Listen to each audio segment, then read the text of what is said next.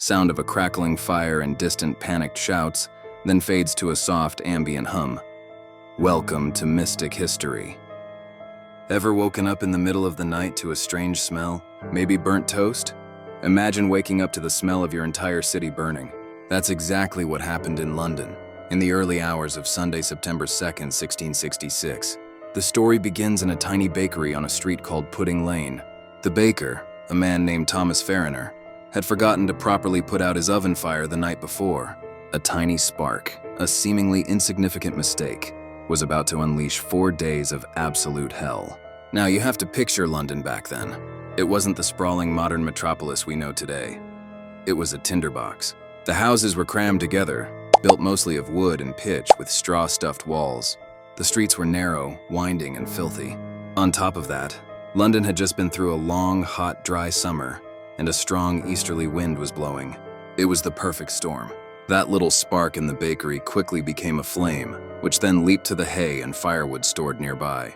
Within an hour, Farriner's house was a blazing inferno. The fire, fanned by that relentless wind, didn't just spread, it exploded.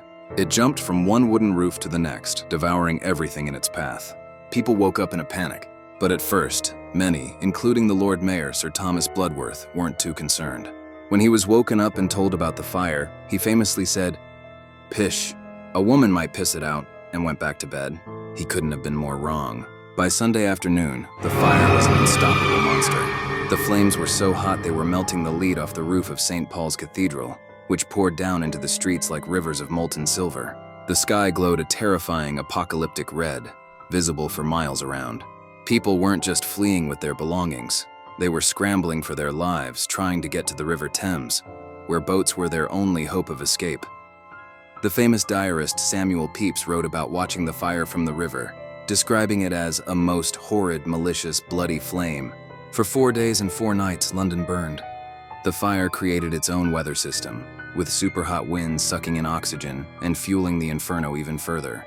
The sound was deafening, a constant roar of flames, crashing buildings, and explosions from the city's warehouses, which were packed with oil, tar, and gunpowder.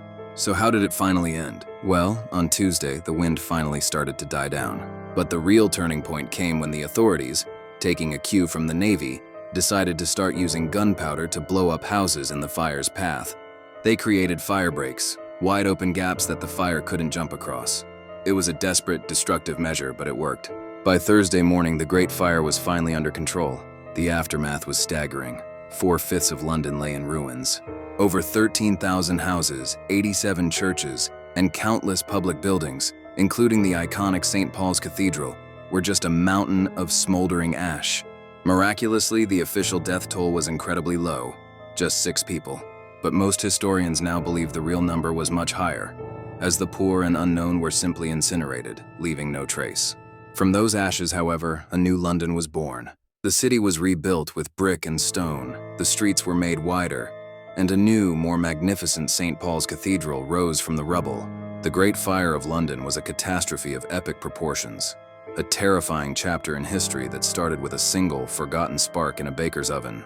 It's a powerful and humbling reminder of how quickly our world can be turned upside down. Subscribe for more interesting stories.